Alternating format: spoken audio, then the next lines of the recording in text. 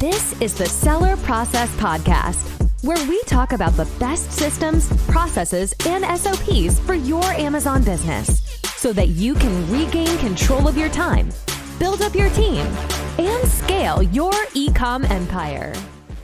Hello, entrepreneurs. This is a new episode of our content series called In the Life of an 8-Figure Seller, where we go deep into the business and personal life of successful e-commerce sellers who reached over $10 million in sales. So we can learn from them, get inspired, and apply their tips and tactics to our business. Today, I'm joined by Matteo Lombardi, an e-commerce veteran who started his journey in 2004 with online arbitrage, a business model based on finding opportunities for products that are available for great prices in one place and then resell them in another place at a greater price. After being a digital nomad and having worked for a multinational company for many years, Matteo quit his job in 2010 and quickly scaled his new e-commerce business to $1 million, and it stayed stable at around that level for many years. Later, though, in 2020, when the company started hiring top talents, it quickly grew 200% year over year and has been 3x in the last 3 years in a row now and reaching over 8 figures. Welcome, Matteo. Nice to see you here. How are you doing? Thank you, Gianmarco. Yes, great. I see your background. You're a true digital nomad now in Bali. I'm in Chiang Mai, so we're living the life. Yeah.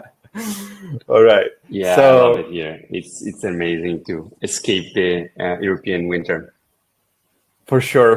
That's great. So Matteo, we have lots to cover today. And so the first half of my questions will be mostly about your business. So we would like to create a picture of how a business at your level look like, so that people can get inspired and actually they can use your business, for example, as a benchmark.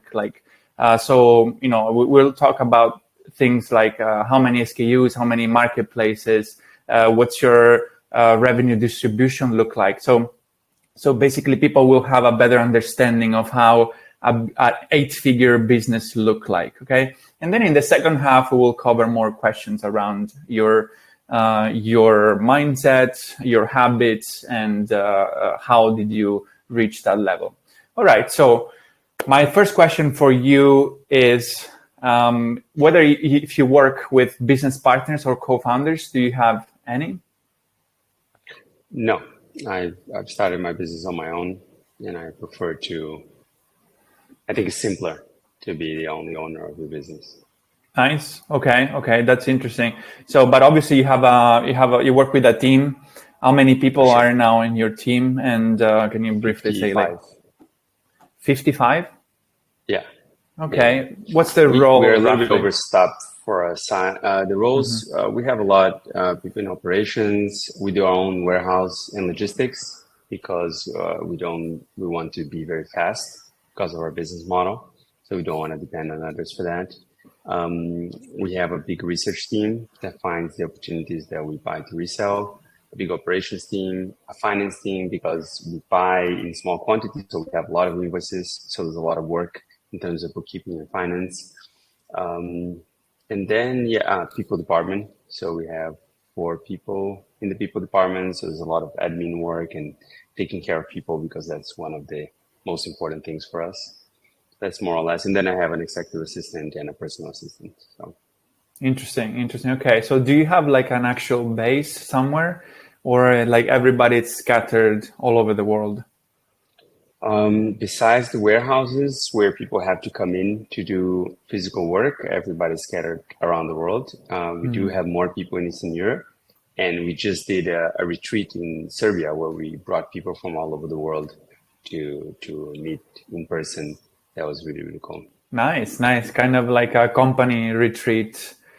That's very cool. It's like it's very interesting to be remote and asynchronous. That helps, I think, in lifestyle for everyone, not only for me, but also for the people I work with. I want them to have a great quality of life, but also meeting in person, you can build up connections in a different way that is difficult to do online, although we do feel very connected, even if we're not in-person company. Nice. Okay, that's really cool. So I'm curious to understand more the process that brought you to having a team of 55 people. So who did you hire first? So I guess, these 55 people came in the span of several years, probably, right? So who did you hire first, and how did it progress over time? So in the beginning, 2010, there wasn't such an online community. So I was just taking from friends of friends and things like that, which went so-so.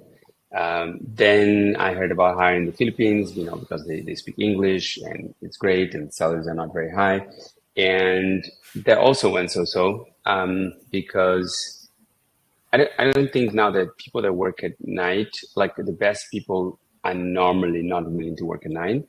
And I also was not a great recruiter. So that's when my wife joined me, she ended up creating an agency. She's a much better recruiter, and because she's more empathetic and she understands people better. And so she started selecting way better people for us in the same time zone, which I always advise, hiring people in a similar time zone so that people don't have to work at night. And then we started finding better and better talent, which helped us scale. But to have an idea, I think that 70% of our people joined in the last year and a half, because we've been growing so fast.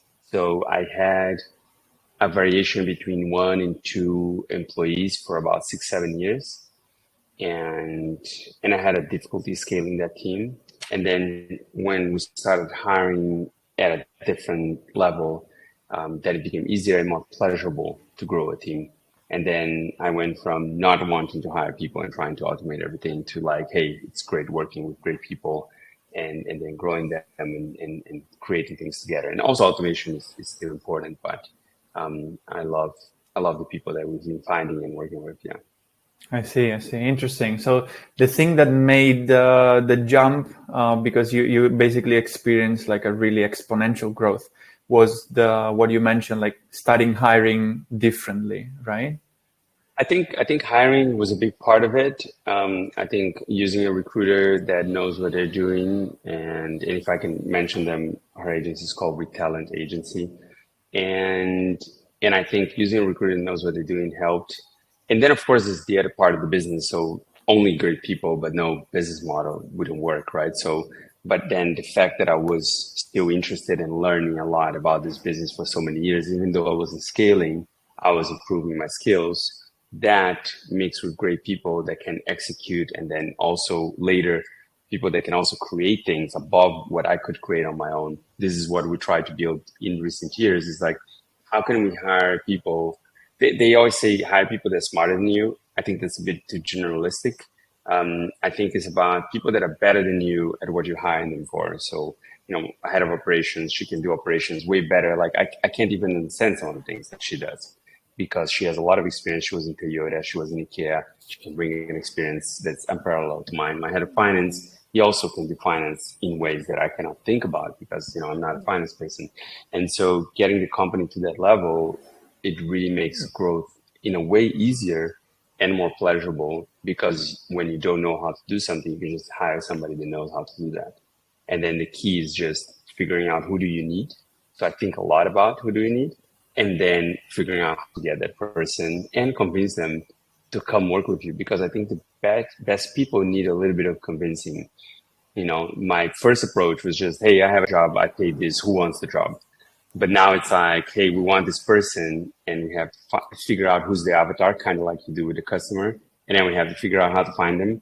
And then we have to convince them that it's a great opportunity for them to come and work with us. And then we have to give them an opportunity that is actually great for them to want to stay. And I think that's what a lot of people are not doing. That really helps. Any company needs to grow because of people. Because Very in the end, interesting. people do things.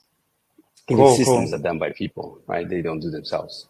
Exactly. Yeah. That's very interesting, and I see this pattern in most of the 8-figure sellers I'm interviewing. So definitely the team, it's a key component of the growth phase. But just before we move on to this, because it's a very interesting part that you have lots of experience on. What about keeping tasks in-house versus hiring an agency, for example? Do you manage everything with your team, or you also use agencies? Currently, we're doing mostly internal. We use software, but we don't use agencies. The thing is, we keep our costs low by hiring in developing countries. Not only because a lot of people think, oh, the salaries are cheaper, but what I realized when you hire really good talent is that their net salary is a little bit cheaper because the cost of life is cheaper where they are.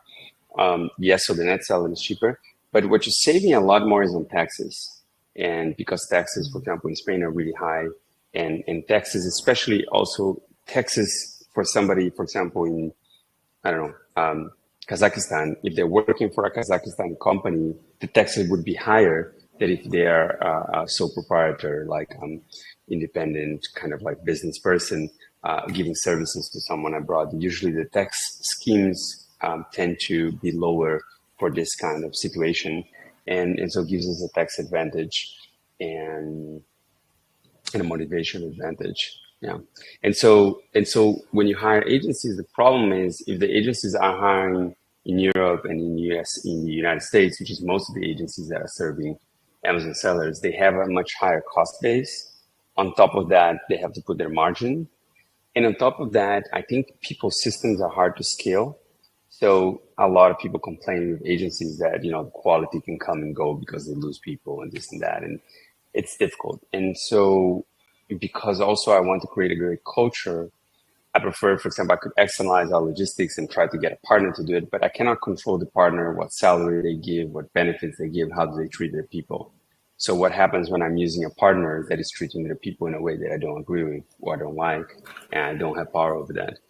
And so that's why I just prefer to internalize most of it. Unless I do really see right now, for example, in PPC, we are thinking whether we use this outside service because they have an expertise that we don't need somebody full-time at that level of expertise with our size. So it might make sense to have somebody external, and it looks like they're a cultural value fit. We also have, actually, we do, I forgot about mentioning that our IT team is led by an outsourced agency that is also building our internal team. So the outside agency has the advantage of speed and quality. They're really, really great and they're really fast in giving results. But long term, the internal team has the advantage of lower costs because an agency, of course, is putting also markup. Part of their people are in expensive countries where they're living and where taxes are higher. And part of it is because the people in our own company, we can nurture the culture and the relationships and everything. And so long term, I think it has a compounded effect when you have people directly working with you, which with the agency can happen too. There are great agencies out there, but I just like it. Yeah, I can hear. I hear you because I do agree 100%. I'm always preaching to keep the core functions of the business in-house because for the reasons that you mentioned, and then maybe some other things are not core to the business might be outsourced to other, but not the core ones. Yeah. Okay. This was a very interesting start of the conversation about your team. I really enjoyed that. Now I'd like to move to creating a more defined picture of how your business look like. So these are a few kind of quick fire questions for you. So let's see. I'd like to know how many parents ASINs do you have or SKUs in total? So I'm not like 100% involved in that. I think last time I checked, we were around 1,000. But because we do arbitrage, we're constantly adding new SKUs and constantly stopping older SKUs. So some products we're just trying, and other products they are not a great opportunity anymore. They were in the past, that has become again. And so it's a constant flux for us of new and old ASINs. Right. Makes sense. And what's the average selling price of this product, more or less? Last time I checked, we were at $120 more or less. So we tend to focus on higher price items. Okay, nice. And so how many suppliers do you work with? I mean, in this case, for online arbitrage, basically your suppliers are distributors or the actual retail stores. So can you name a few, or like how many of them do you use to source your product? Well, you could buy from almost any store, right? There's some requirements for Amazon when they ask you to prove your sourcing, where you're sourcing. But you could buy in Best Buy, you could buy in Walmart, and so we have about 10, 12 places that make up for most of our purchasing today, but we are all constantly expanding and trying new places to buy products. But yeah, it's probably 10 or 12 that are most important. Okay, makes sense. And in which countries is this happening? Do you sell in Amazon? Which marketplaces? So we used to sell in 7 countries, and then we diminished to 1, which was US, because of complexities. Like without software, as we scaled, it became much harder to control so many countries. And now we're in the process of expanding again. Because now we have software that helps us automate some of the processes that were complicated, and then our goal is to sell in as many countries as possible, and also more platforms, not only Amazon, but for example, Walmart has been growing a lot for us lately, especially this last few weeks. Walmart has grown to be about a quarter of the size of Amazon, which proportionally to Walmart's side towards Amazon it's pretty good. Yeah, it's an amazing result the team has managed. Nice. Okay.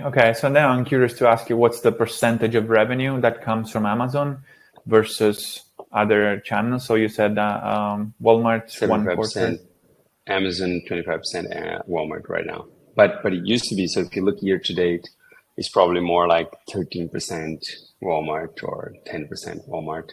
But recently we managed to increase a lot faster on Walmart than on Amazon. And, yeah. So only these two? Do you sell also on Shopify, your own channels, or anywhere else?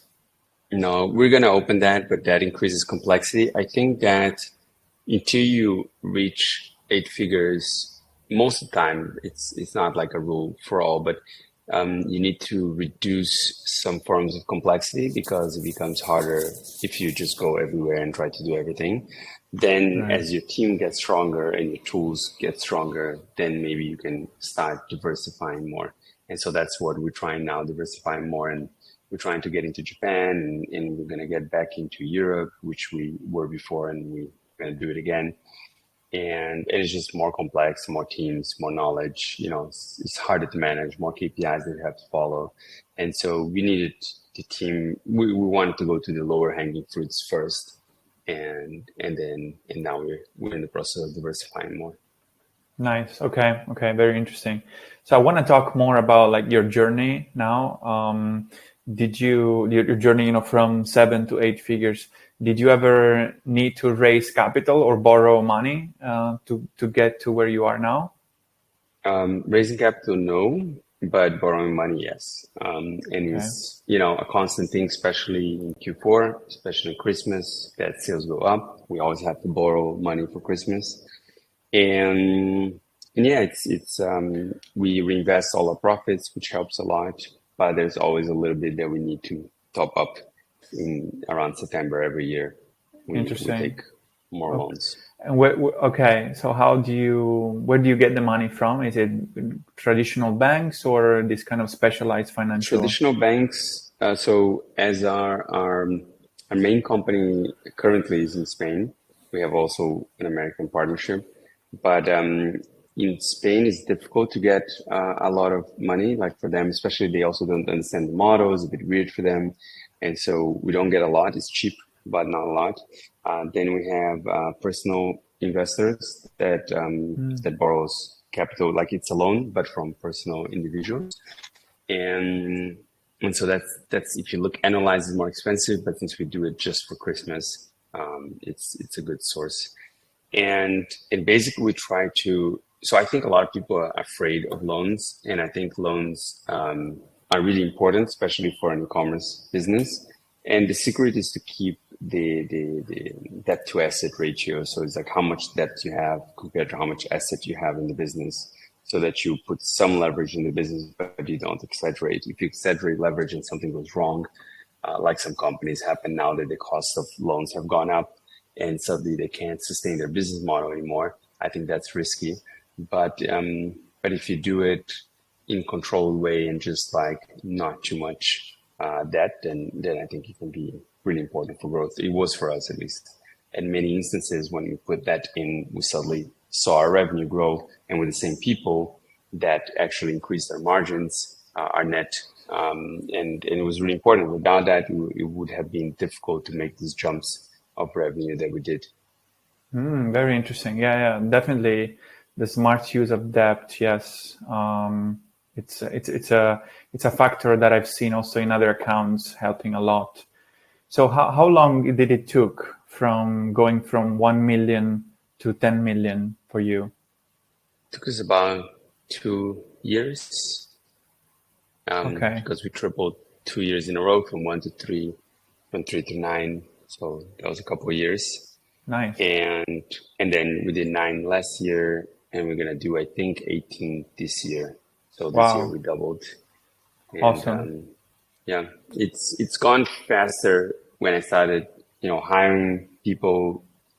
It's not only better people, but it's like more hiring intentional about hiring great people, about creating a culture, organizing the business, and also about believing that I can scale. Because before, one of the things stopping me from scaling was that I didn't think it was possible. When I started online business, you didn't meet a lot of other online business owners, and if you did, they were all small.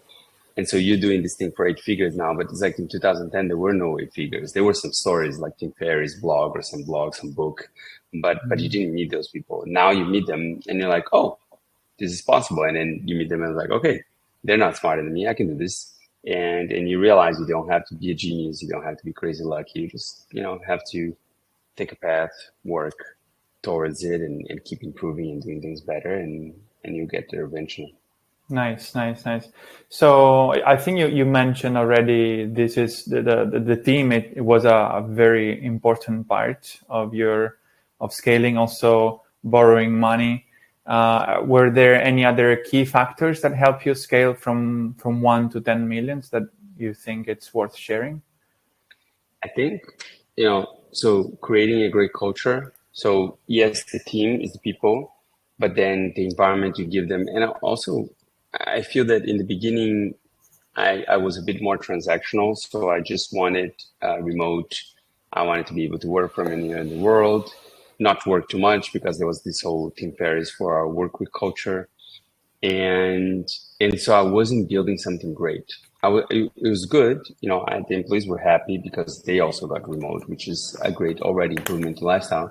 But I kind of stopped there, and I was focusing on how do I try to make more money by working harder. And the problem with working harder is that you can get better by 10%, by 20%, by 50%, but you can't 10x yourself, right? You cannot come home one day and do 10x of what you did, a month before, a year before. And so you need forms of leverage. So capital is one of them, and then people is another one of them.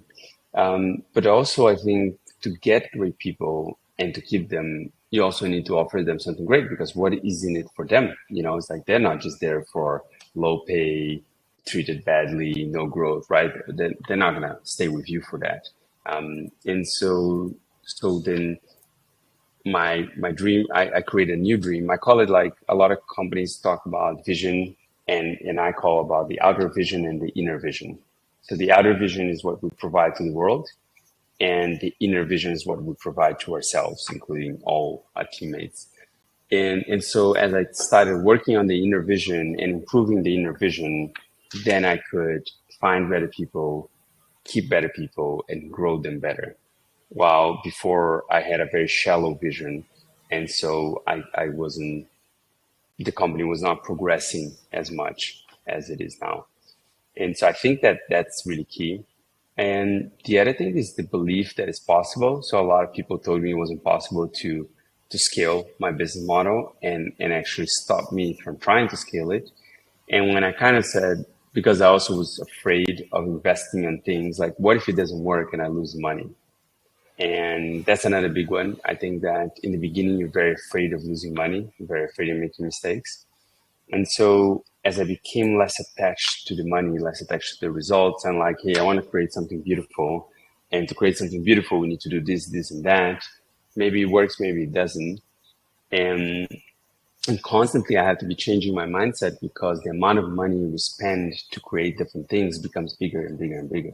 Like, for example, right now we spend 50,000 a month in IT, and that's mind blowing for me, right? And I could just go and say, hey, I just rather save that money and then put it under the mattress, and it's safer that way.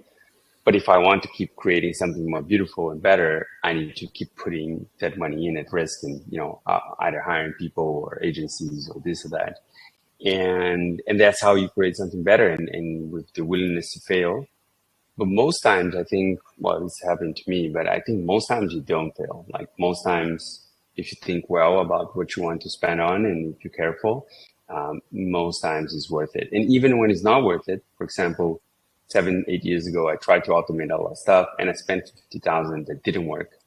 And I thought it was a failure.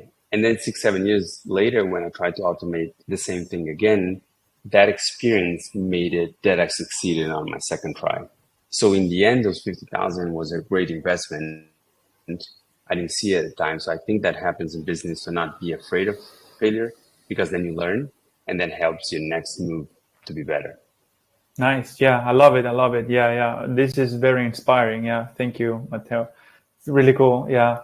So then I'm interested to ask you, like, in this journey, if you could go back in time, what would you change or do differently? What would that be?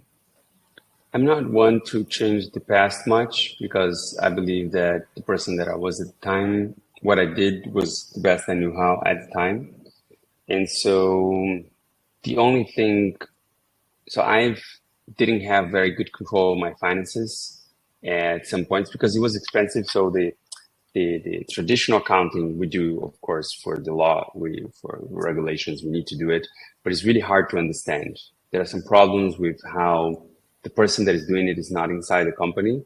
So they might put some things in a way that is not exactly true. Like, for example, they say we owe money to this supplier. And it's like, I know that we don't owe because we pay that supplier right away when we order. And it's just that they didn't get the invoice, or they didn't have time to go into the banking and do the reconciliation of payments. And so it was really hard to read. And because it was hard to read, I didn't know how to follow what was really happening in the business. And at some points, I was losing money without realizing it. And when I realized, at least I calculated everything I own and everything I owe, and I realized I was negative. I was a minus 100K. This was 4.5 years ago. And that's kind of my balance sheet that I wasn't looking at. And so I think that understanding of finances is really, really important. But again, I'm not sure I could have done it better, because at the time I didn't have the knowledge, and the company was not big enough also to afford a financial controller, which we got later on, which could then clarify all these problems so that we can have a better understanding of how much money we're making. And now we have, an even bigger team that is making really, really good work, that we fully know how much we're making every month. And it's hard for you to do that when you're a one-man show, right, at the beginning. So it's easy to say you should do it, but then in practice, I was doing like so many different jobs at the same time. And so the expectation that I would do that well back then is like, most people don't do it well when they're starting. And that's part of doing business. Like, you should try to do it. Don't completely ignore it. But also, it's understandable that a lot of people are not going to do it perfect and are going to make mistakes. Yeah, for sure. Makes sense. So if you were to, give your best advice to a 7-figure seller that would like to scale to 8 figures, what would be your advice for that person? So I think I take all my Mondays as a focus day, as a thinking day. And in that day, I think about, what is the one thing I can do to change the game? What is the most important thing I can do? what is our biggest bottleneck? What is the biggest constraint? What is stopping us from growing? Is it the team? Is it knowledge? Is it, sales? Is it products? And so trying to understand what is stopping us and what is the next step. Often the next step for many people is the team because they are doing low value tasks. Like, for example, most entrepreneurs I meet, even with 50 employees like we have, don't have an assistant and don't understand the value of an assistant. While, for example, Dan Martell, which wrote Buy Back Your Time, he talks about the assistant, executive assistant, being the first hire every person should have. I think it actually should be more like the fifth hire for me.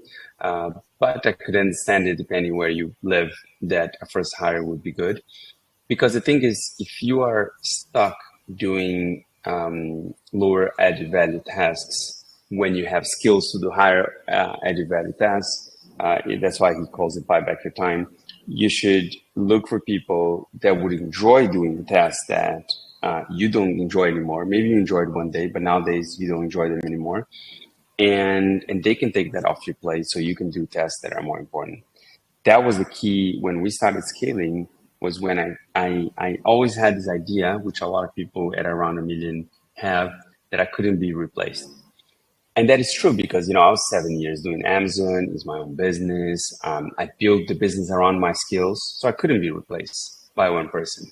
But I realized at some point that I could be replaced by 3 with enough training.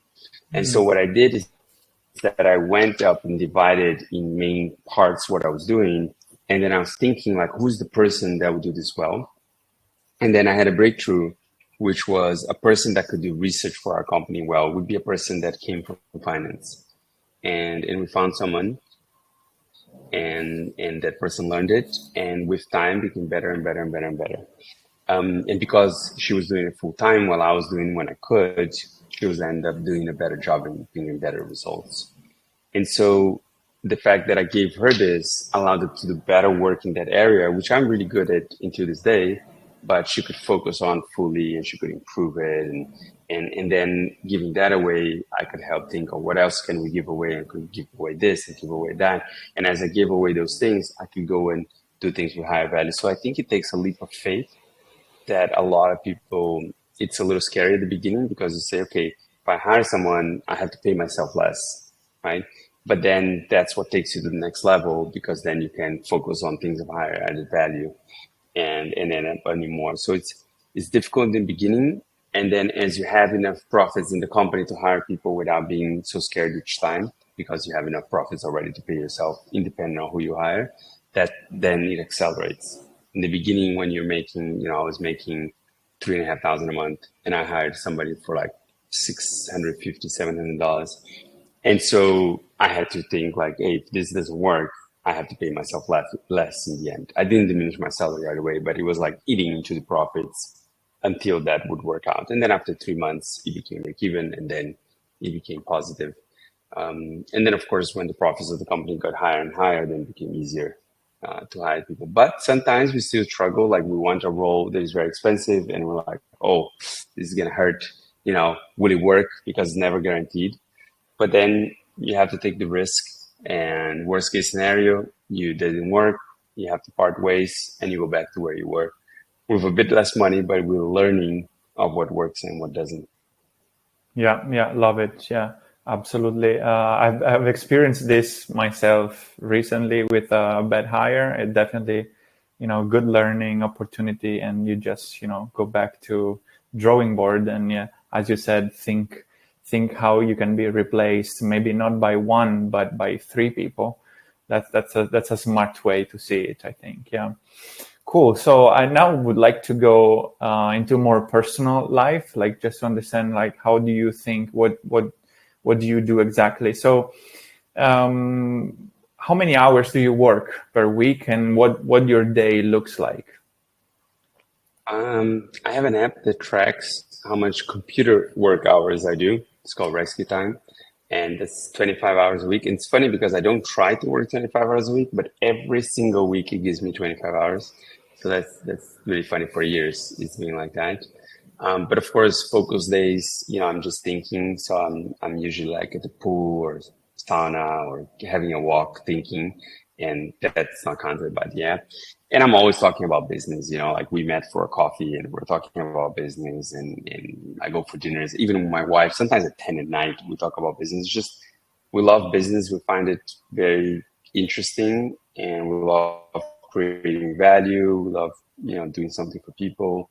And so I'm constantly talking and thinking about business. And in reality, it is not a must, but for an entrepreneur, I think if you learn to love it, if you're doing something that you love and you love it so much that it is kind of like your main hobby, that's it's much easier to have success, because then you're spending all this time learning stuff, even when, like I'm on the week, if I go in the supermarket, I'm looking at pricing, I'm looking at what products are available, why such a brand is so big versus another brand, like I'm looking at everything.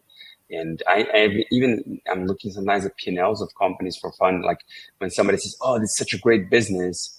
Actually, I was just told in an interview yesterday that this business in Spain that you can give your old clothes and they will sell it and for helping people in Africa, and then they will also donate this. And it's like, I look at their P&L.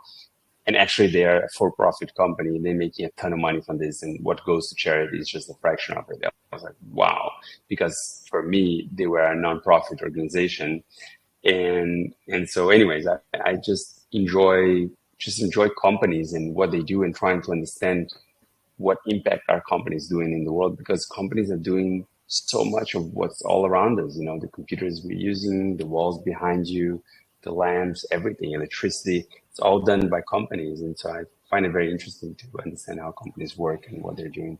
Absolutely. I'm totally the same. Yeah. My brain goes 24/7 working on my business, even though I'm at the gym or, for a coffee. Absolutely. Yeah. That's like, I think that's a secret for happiness in a way, because if you love what you're doing, you're actually never really working. So you just wake up in the morning and do what you want, and that happens to be your business. Exactly, that's how. because in the end, also at a certain size and the size of team, I don't need to work. I could stop. Yeah. But then there's nothing I find more interesting. Like, of course, there are things that I find more interesting, but not for that many hours of the week to do. And so I do this because I love it. Yeah, absolutely. Yeah.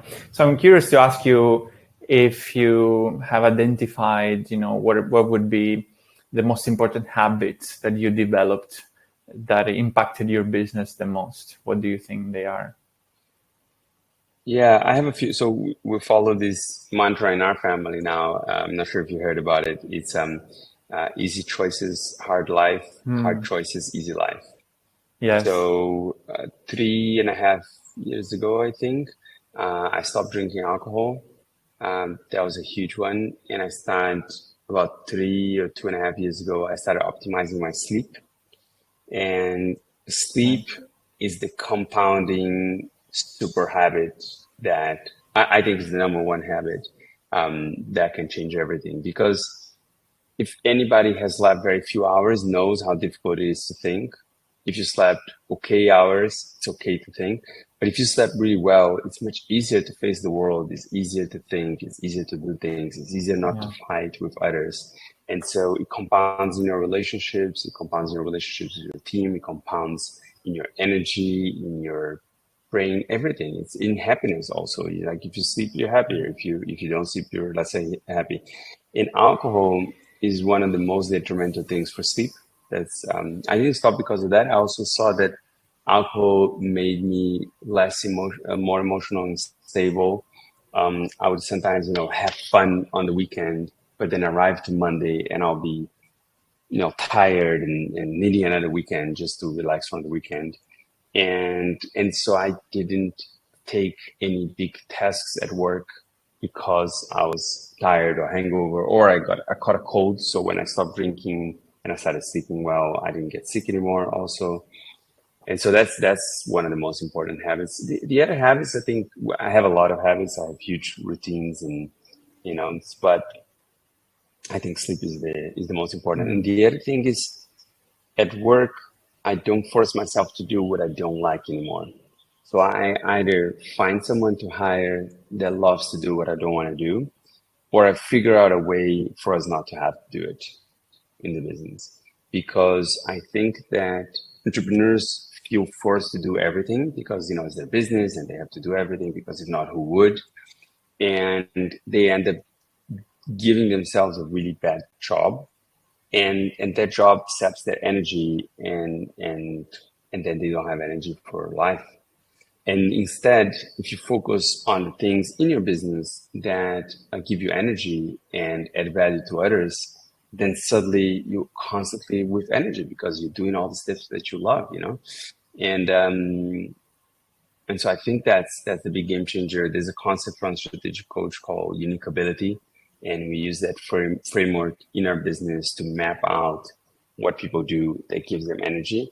And it's an eternal work in progress on how do we give them more of what gives them energy? How do we remove more of what's taking away their energy? And this is what we're trying to do. And I believe that I can change the nature of work. So for me, work and life are not separate things, but for many people in this world, they are. And when you change that, that's the biggest habit. So by going back to habits, yeah, I think sleep, not drinking alcohol, and then there's several things I do to sleep well. But then we have a lot of relationship habits with my wife about connecting in the morning, kissing first thing in the morning and having some time together and connecting with our kid. We have rituals at the end of the day as well to connect as well. And that makes life, more worth living and beautiful and happy. Yeah, And that's that helps beautiful. everything. That's beautiful. Yeah, I love that. We have a few more questions, just last few. I'd like to ask you if there were any books or mentors or experiences that strongly impacted your success. Can you mention a few of them? So I read like almost a book a week for the last 10 Wow. years. Sometimes a bit less, but I've probably read like 400 books. And I think it's all about finding the book that you need in that moment. Like, what are you needing? The latest book that I read, it helped me a bit, but a lot of things I was doing already was Buy Back Your Time by Dan Martell. I think it's a great book, and it talks a lot about delegation and teams. And so there's a lot there. For sellers that are seven figures, I think the Traction is the name of the book by Gino Wickman, with the system EOS of running companies. I think is a great book that helps you organize company in a better way and not have to reinvent the wheel in terms of organizing a company. But there's so many books, and then some books I learned a little bit less, some books I learned more, and I think a lot of spiritual books have helped me a lot. So Eckhart Tolle, Power of Now, Byron Katie, Loving What Is, because in the end, I think if you're creating a great culture, you need to understand people and what moves people, and to understand people, you need to understand yourself.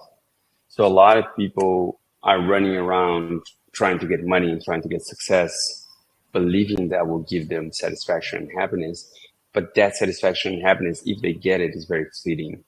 So I think developing that spiritual part of understanding yourself and understanding how you work really helps for yourself so that you can go after the right things and with the right kind of energy, but also with others that are doing things with you, understanding what could be happening to them that you can help them on their journey. And that has been, I think, a game changer for how I relate to the people I work with and how I relate to work itself. So for me, it really helped. Yeah. Yeah. What about mentors or coaches? Have you ever worked with any? I've worked. Yes, I have. So I have like a spiritual kind of coach. It's not spiritual is not the right name, but he's like helping me when I get stuck. For example, I'm nervous about something or angry about something, and he helps me understand what's happening or how to shift it. So that has been very helpful because I think, not sure if you experienced this, but I think that for business owners, often bring also a lot of stress, right? Of course. Sales can go down. You have a teammate that is doing something that is not what you wanted, frustrations, And even when things are good, they're good, but there's also the stress of being good and you have to do everything, and maybe capital is not available, even though things are going well, you have less capital. So it can bring a lot of stress. And so this guy helped me a lot with this. Business wise, I had not luck finding a great mentor. I would like to, but it's very difficult because the bigger I get, is like there are fewer people that are doing coaching and that can give coaching to somebody at this size. And then it is difficult price wise because if have experience of a business at this size, what would they charge? And where are they? So usually you have a lot of coaches out there that don't have full experience of what they're coaching, which for some things is okay. But for many things, business wise, I think it's not so good. So what I do is that I pay a lot of consultants to speak to them. So there's not exactly a coach, but when I want to know something specific, I may pay up sometimes even $500 for an hour of someone that can help me understand a few things. That has been very helpful. And the other thing I do a lot, which is equivalent, is networking. So I go to events and I try to find events where I find more higher level people that are doing things better and bigger than me. So I can ask them questions and I can try to learn things from them. Doesn't always work. It's difficult because everybody approaches business very differently. So sometimes you might have somebody much bigger than you, but their approach is so different that you can't take them any learnings from them. But it does sometimes help a lot. And you get some advices and some thoughts of people and you're like, oh, I hadn't thought about that. And so that has been my biggest way of finding advice now, especially at 8-figure level, has been more events than books. Mm-hmm. But at the 7-figure level, it was more books than events. Okay, interesting. And then I'm wondering, like, about your soft skills rather than beliefs and habits that we spoke about. So what are the soft skills that you believe, skills in general that you believe were crucial to get you to 10 million? How did you develop those skills? So I think that everyone is good at different things. For example, my wife is very empathetic, great with people, and she's of course good at some things that I'm good at, but I'm very, very good with numbers and especially understanding the relationship between numbers. And I was always good like that as a kid. And so I think that often founders, either they do it naturally or they should try to do is that they build the business around their skills. So some people, they love marketing. And so they have a company that has great marketing, right? But they might not have as great operations, for example. And so I'm a lot about efficiency and numbers and cost. And so our business is all about efficiency, numbers, and cost. So I'm the best person to build this business, but I'm not the best person to build this other business from this other person. And so I think that happens a lot when you see founders. It's something that Paul Graham from Y Combinator, he said, people say about product market fit, and he called it product founder market fit. And that's really important because it's not only about the product in the market, but it's about, is that founder the right founder for that product in that market? And so I think that my skills of numbers, logic, game theory are very, very good for this business and for the way I built it. But then it doesn't mean it will be good for someone else. And so I think it's about building on the skills you feel you already have and are passionate about, and then just take it farther and farther and farther on how you can develop them. If you try to develop someone else's skills, like for example, if I try to become a great marketeer, I think I'll probably not be good, or I'll approach marketing to a numbers game, which I do actually. We do PPC in a very mathematical way instead of a marketing convincing people and changing their minds game. Right? I'm not that kind of guy. Yeah, makes sense. Okay, just last question for you. What's next for you? Like, what are you trying to achieve in the next few years? What are your goals and plans for your business? Well, so I'll say in the next few years, we're trying to go from 8 figures to 9 figures. But it's not a goal that is super important to me.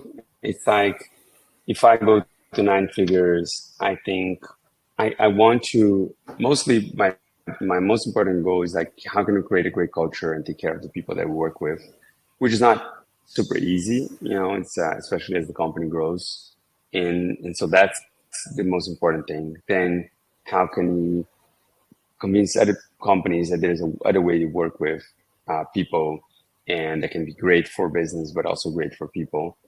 That would be the next step. And if I grow the business, I can do that better because we can hire more people, we can raise the salary of the people that we have, and it is easier to convince other people to do the same. So that's like in the business side. And the family side, we're gonna have another kid, and it's just how do we, raise our kids to be consciously without imprinting some of our traumas into them and some of our reactions to the world and negativities and things like that. And how to create a loving, healthy family, and a healthy self that is not getting nervous, irritated, talking bad to people and things like that. And so constantly working on myself, constantly working on our relationships, and constantly working on the business. Financially, though, this is funny because a lot of people think, there was a guy that was interviewing billionaires that I know, and I asked because one conclusion he had is that no billionaire was trying to be a billionaire. And I think that in the end, when you grow in a company, especially an inventory business like ours, like you make money, but also most of the money is not true. It's just inside the business. You never, or it will take long to, that's why a lot of people want to sell, take long to really reach it. But to build something beautiful, big, without effort, I think that focusing on what you're building, on the beauty of what you're building, and not what you're going to get from it is what's the most important. And so I focus on enjoying my days and what I do. And then if $100 million company comes of it, that's great. But if it doesn't, I spend my days in a beautiful way anyway, so it doesn't matter. That's beautiful. Yeah. I love your approach and your mindset on that. So how can people find you? How can you help with them? How can you help them if they would like to reach out? I mean, you feel free to share maybe your contacts or any ways that you feel like you can help others. Right now, I actually don't have, because I use my Instagram mostly for personal, and I want to start putting some of these ideas on YouTube, but I'm not gonna become a social media person because it's not my goal. But I would like to put some of these ideas so that it can help people with them. But one-on-one interactions, I find them too time consuming, because then I'm repeating the same thing to many people all the time. And that's not leveraged. So I like leverage actions, and I think so recording things, and so maybe if you post it on YouTube and you let me know, I can answer comments if there are questions in the comments. I would answer that. But direct, I would probably not. That would be great. Yeah, that would be great. So guys, feel free to ask questions in the comments in the YouTube video. So Matteo will jump in and answer that, obviously based on his availability. We will not force you. Don't worry. We'll not be jammed with comments. Well, Matteo, it was a really, really great interview. I really enjoyed it. Very inspiring. I love to hear the way you're managing your business and the way you're working on it. So truly appreciate you coming and to speak and have this chat today. So yeah, thank you very much. Yeah, thank you, Gianmarco. I'm looking forward to seeing your conclusions on what you learned from having these questions from other 8-figure sellers. I will definitely share it with you. Yes. Cool. Thank you, Matteo. So guys, this is for you. Remember that the key to success is to emulate the best. So take home the tips, advice, and mindset that Matteo just shared with us, and apply to your business. And so feel free to download the transcription of this episode in our website, thesellerprocess.com. And put a like, share it with people, share this episode with people that you think will benefit. And yes, I hope you enjoyed this content today, and I'll see you in the next one. Have a productive week. See you guys. Hey entrepreneurs, I hope you enjoyed the episode and learned something from the interview. If you're serious about creating systems for your business, automating processes and building up your team so that you can transfer the tedious daily tasks in order to focus on more high-level strategic tasks and work on your business and not in your business, I've created a guide for Amazon sellers named Capturing Systems and Creating SOPs that you can find at thesellerprocess.com/systems ebook, where you will learn how to leverage systems and SOPs in your Amazon business so that you can accomplish more by working less, optimize your time, automate and delegate tasks, and reap the benefits of being a true business owner and not simply an operator in your own business. Go download the ebook at thesellerprocess.com/systems ebook and start implementing all the tips and insights that I share with you. And leave us a review or a comment to let us know how the content we are sharing here is making an impact in your business. And have a productive week.